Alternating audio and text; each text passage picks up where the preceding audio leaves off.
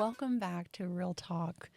Um, Today, we're going to be talking about the art of negotiation, which, ironically, if you've been in real estate pre licensing and you're watching this and you're trying to figure out how do I become a good real estate agent, I feel like negotiating is something nobody talks about or teaches you about. You just kind of figure it out. Do you feel like, obviously, you've been licensed for a while, multiple states, whole different markets? Do you feel like that was a skill set that you acquired over time, or did you get any training on that in your pre-licensing? In the pre-licensing, there was none of training on negotiation. Right. It was just all the gibberish from the state, what the attorneys wrote to fail you. Yeah. There was nothing a course on how to negotiate. There were some courses and stuff that some broker just provided that you had to pay for. But other than that, you learn just by doing. Start getting into the habit of the transactions, and you will learn because you'll have questions for your broker and how do I navigate this? How do I negotiate this in repairs? You'll get better over time. But coming from a sales background, I caught onto it quickly. But for others that didn't come from a sales background, they have to kind of learn it. Yeah. And some people are exceptional, really good at it.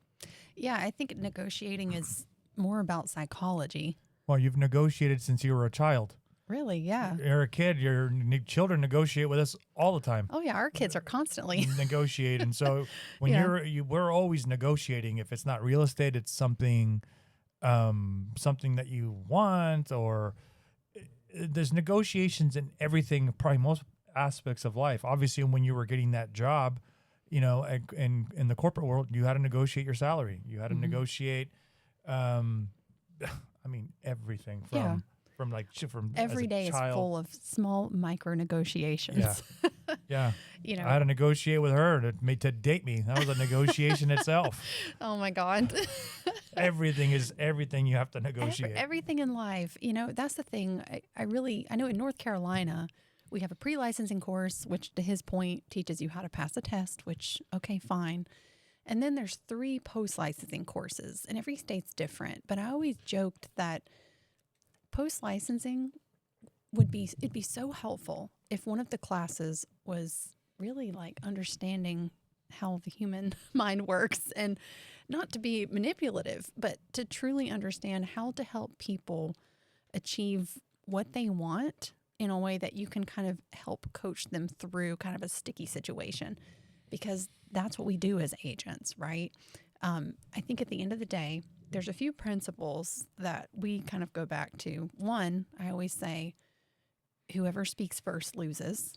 When you're in a negotiation, let the other person talk first, right? It's really tempting to fill the void with words and noise, but there's something very powerful about making your statement and giving that person time to respond. And you'll be surprised, the less you say, the more they'll share with you, and the better position you are in because you're understanding what's important to them. Yeah, and that's important. What she just mentioned, it's very important when you're doing a listing presentation, because if you don't know, there's parts of the presentation that you have to pause and stop and look at the seller awkwardly and be quiet. And if you don't know, that's again, reach out to us. We can go over that, but that's a different conversation. But you have to know where to have that, learn where those pause and those breaks, and then silence. Yeah. And then, the conversation goes on with the seller, and the seller starts to talk, right? Right. So it's very, very important in the listing presentation for sure. On who speaks first. Yeah, loses. for sure. And, I think that also gets to another point that I want to bring up, is the fact that what is the motivation? It's not always about money, right? So sometimes in real estate, we tend to think, oh, well, it's all about the price. Not always. That's the thing, is to really understand the other party and to really understand your client. What are the guardrails? What are you negotiating to? Don't get close to that line. Stay way up off of it. You want to land in a happy spot, right? But it's important to think through what is important to the other party. That is the first question as a buyer's agent that we ask this listing agent. is there anything of particular importance to your seller? Because Yeah. some folks prioritize, hey, they need to move fast, or hey, they haven't picked out where they're going to be moving to. They want a little extra time, or hey, they have just had a previous buyer back out on them. They want a solid deposit because they're terrified of somebody backing out again. Sometimes it's just pure emotional attachment. You know, they have to have a piece about who's buying their home. Do you know how many people call us and start with that conversation? Very few. Yeah. Very few. And we're on the listing side a lot. And I'm And like, don't you want to know it's important to my client? because that shows the listing agent that you're gonna cooperate and that you're here to get across to the finish line. It's already stressful enough, this business, and you don't want to try to show the other side that you're big and bad and tough, because that's just going to set the other person. You might rub them the wrong way, and it can be a rocky transaction. You don't want to start off on that foot. No, you Right? want them to feel like they are winning. Mm-hmm. Nobody wants to lose. Let them feel like they won. Right. So know? you have to negotiate, right off the bat, because you're trying to get your client's offer accepted, and you want to show and negotiate that you're the best option to take, especially in an environment and there's multiple offers. Because in California, the listing agents are gods. Mm. If you're a listing agent in California, in the LA, Orange County, San Diego market, you run the market. So as the buyers, agents have to be on your best behavior. You have to call asking these questions because you want to impress that listing agent that you are going to cooperate. Hey, so and so, what is important to your seller? What's the most important thing in this contract that my buyer that we need to address? Let them talk. They tell you. Some will, some won't, but most of the time they'll tell you what's most important. I need the highest and best number, right? Mm-hmm. Terms that we have to negotiate. This is important to the seller, this and that. Yeah. It's very important. Yeah. It's very important, because if you're calling them and saying, you start off on the wrong foot, most likely they're not going to probably want to work with you. And that's, again, why we always remind our team, like, be the agent you would want to work with, because especially in a multiple offer situation, there are times, I know for a fact, there are times that my offer's gotten accepted because, yes, the terms were good for the seller, but the other agent knew, okay, this girl's going to do her job. She knows what she's doing. It will get to closing. Because we've all worked with agents that were like, oh my God, like, this is going to be an uphill process. They're not going to answer their phone. They're going to wait to the last minute to submit any kind of repair request, or they're going to be difficult. So the first thing I try to set the tone with, and I think tone is everything, and that's why some things cannot be communicated in a text message. Sometimes you got to pick up the phone and introduce yourself, share with them just enough about your client to help them see, your side, communicate every intention to make this the smoothest possible transaction. Mm-hmm. They want to get to the closing table. We're the smoothest path there. Yeah. That's what I want them to know. And what I was saying, listing agents in California they run the markets. Mm-hmm. When the market's good. Right now, with the way the market is national, it might be a little different, Mm-hmm. but you still, meaning they're not selling as fast, they're sitting on the market longer, but still, you still want to call them. It drives me nuts Mm-hmm. when I have agents here that just text me. I said, why are you texting? Call the listing agent, ask questions. Don't just text. I don't know if they're afraid to talk to It's listing hard to agents. convey tone in a text message. You can't. So call them up and say, hey, so-and-so, because especially right now, you should, you're in wherever market you're in, you should be calling that listing agent. Why? Because if the house has been on the market for 60 days, They may tell you a lot of helpful they information. might tell you, because this market's a little different. The listing agents, and like I said, I was referring to California, here, even in North Carolina, it's a little different. The buyer's agents have a little bit more, more chip on their shoulder if they got a good buyer, because we want a good buyer to buy our listing. It still makes a difference if you call them. Yeah. You want to call them, because then you can say, hey, again, going back to negotiating, you can negotiate terms on the phone instead of going back and forth and sending I like to negotiate everything with the agent on the phone before I even write anything pen to paper. Yeah. Because then once we negotiate everything and they've already talked to their seller and we got to go, write it up and then they sign it. Right. And just keep in mind, verbal is not enforceable. I understand that. But we've all been in situations in which our buyer wants to start kind of down here at this price and it's up here at this price. It's not a bad idea to just kind of play ball a little bit to get a little closer to your number. And guys, I am a huge fan of discussions, conversations, and ask questions. And let me tell you, there are a lot of listing agents that talk too much. Don't do what they do, but boy, I will listen. Please do tell me everything that you probably shouldn't have told me, because it's helping my buyer, and that's who I work for. So when you call and you ask questions, you'll get a lot of examples of what not to do, because it puts them at a disadvantage when they share with you, oh yeah, they got an offer for this 2 weeks ago. Well, you shouldn't have told me that. Or yeah, they're going through a divorce, or they're really getting behind on their payments. They need to sell so badly. Okay, good to know, right? So ask questions, have conversations, because at the end of the day, I think what you'll find is it's truly about more than price, right? Everybody has different priorities on things. There are some homeowners who are wanting to sell their home right now, and they would take less money and just have a buyer come directly to them and purchase it that way. We see it all the time where they're like, you know what? I don't care if I'm leaving a few bucks on the table here. I don't want people parading through my home every day.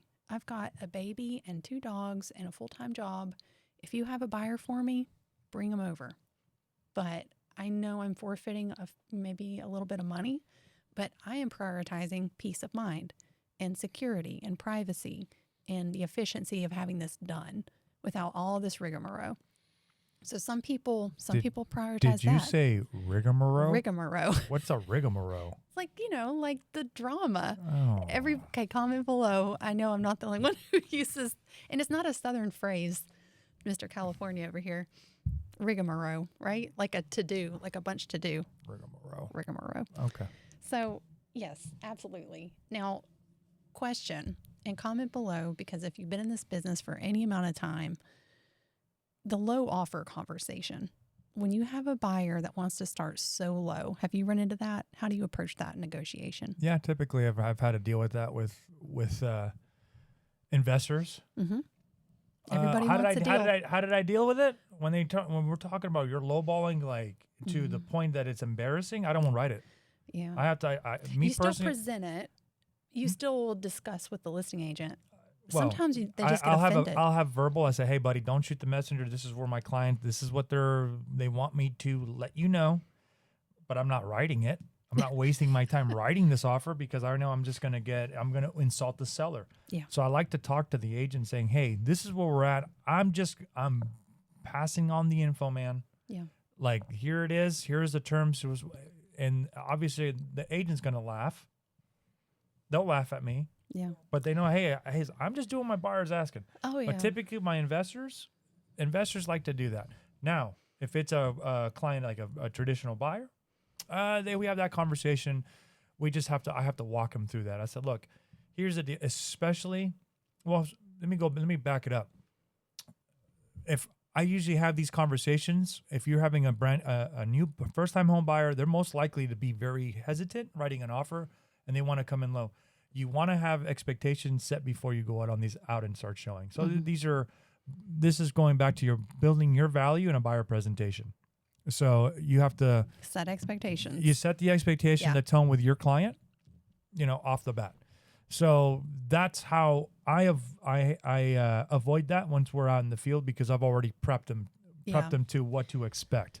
And I think it's important to lead with data, right? So it's not 2008, guys. Like, homes are not selling 10 and 15% under their tax value. So if somebody bought during that time and now they're back in the market and they're buying again and they think that's what today is, tell them the data. Like, if you're a member of an MLS, I guarantee you have access to statistics that, if it's similar to our market, will prove to them that homes are selling with like a 97.5% list to sell price ratio. Like there's some negotiating room, but there's not a ton. And you really have to look on a case by case basis.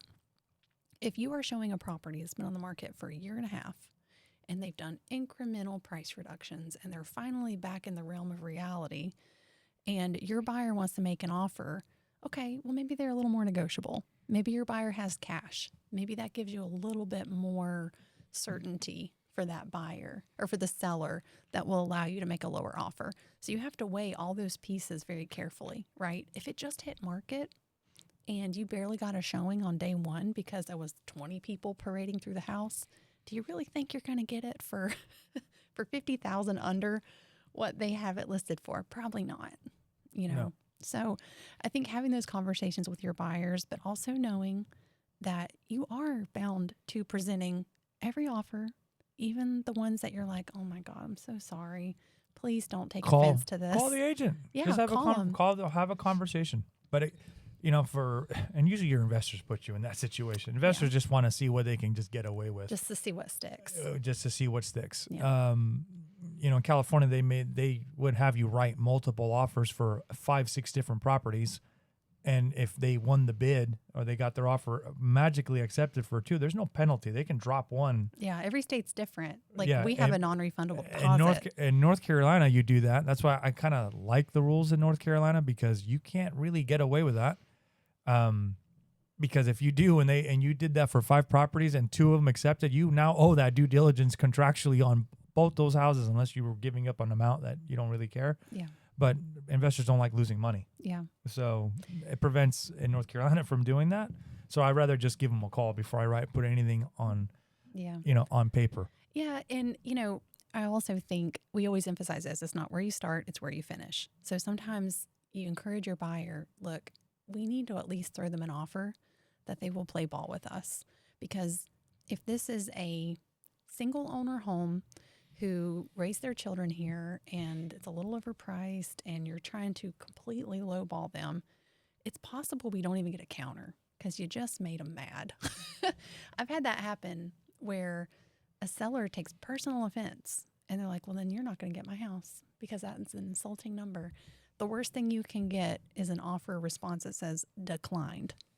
No counter, just you pissed me off. Yeah, some people. How dare you? Yeah, some sellers can get offended. Yeah, by that. So and that's the it's difference. happened. Residential and commercial, like just consider what's the profile of the seller like? How do they view this home? What's their emotional attachment value? And if you're going to write up a low offer and you believe it's truly justified, provide some comps to go with it. Now, here's the thing. There are always going to be sellers that want too much for their home. That is a reality of our business. There are times whenever we sit down for a listing appointment and a seller tells me what they want for their home, and I show them market data. I'm not sharing my opinion. I'm not saying this is what Katie thinks about your home. I'm not insulting them. I'm saying this is what the market will bear for it right now, and it's based off of data, right? And my job is not to promise you a price. It's to find the one buyer it's worth the most to. And if that's what you want for your home, it may be worth more to you than anyone else. Maybe you should keep it. That's the reality of it. So I think having honest conversations on the listing side with expectations for your client, and then on the buy side, and having ample communication that is data driven, because people get very emotional about the value of their home. And obviously they get emotional about the home buying process. That's stressful. Yes. Yes. So helping to maintain calm, I think, is a major part of negotiating from a good position. Do not get attached to the outcome. You have to be absolutely willing to let that house go. And if your client is desperate, do not let that bleed through from you to the agent. Your job's to help them manage their emotions. Well, manage their emotions and get them the most money possible for their home. Yeah. And if you On the listing on side. the listing side, right? Yeah. So if you start getting emotional with whatever the seller is going through, then you can basically give up a lot more information than intended, and then it can cost your seller some dinero. Yeah. It's good to have these conversations with your client. You need to know their bottom line, right? But that doesn't mean dance around that number. It means you stay way up off of that number so that you land in a happy spot. Because there are times that you'll be negotiating between a buyer and a seller, and things started off so far apart. There's just the delta's too great. Like, you cannot possibly overcome that. So entering in at an appropriate number, anticipating that, yeah, there's going to be a little back and forth, right? That's normal. But don't start where you want to land. You need to be anticipating that you may meet halfway a few times and hope that you land somewhere that everybody feels like they win. That's the only way to get things done, you know, is making sure everybody feels like they win. So I think there's some psychology behind it. People like to feel like they didn't lose in a negotiation. Right. Right. So it is about more than just price. We talk about it a lot of times. Sometimes it's about timing, flexibility, certainty. That's why we say cash is king. You know, what can derail a transaction? Financing and home inspections. Really two things. Well, home inspection being the top. Yeah, repair issues and financing issues. It's always, that's what you got to be a pro at negotiating that. Yeah. So if you have a buyer and you say the magic words, cash, no inspections, you'll probably get it for a little bit less than a conventional financed buyer who's going to pick it apart. Right.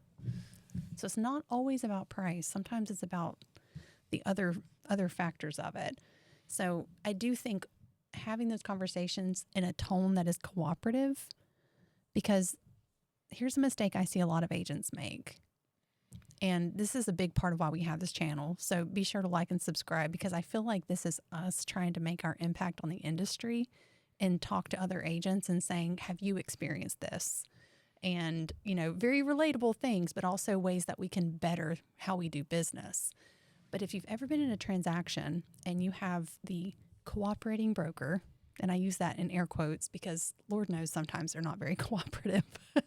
Mm-hmm. If you have the cooperating broker that starts off out of the gate combative, I'm like, listen, easy. Like, we want the same thing. Everybody wants to get to closing, right? Let's work together. I'm not the enemy. You don't have to. I know you're a fierce advocate for your client. I applaud you. However, there's a smooth way to accomplish this, and I'm not enemy here. Like, we want to help our clients find common ground. So approach it that way. It doesn't have to be combative. No. You see that in both markets, probably. Well, you see it all over the country, and especially the big one. And we can do that on a different video. Negotiating your commission. Yeah. And that's a hot topic. It's a hot topic. We save that for a different video, because that's a whole nother realm of real estate that seems to be that now that's the number one thing agents are calling. The first thing they even ask, what are you paying? Yeah.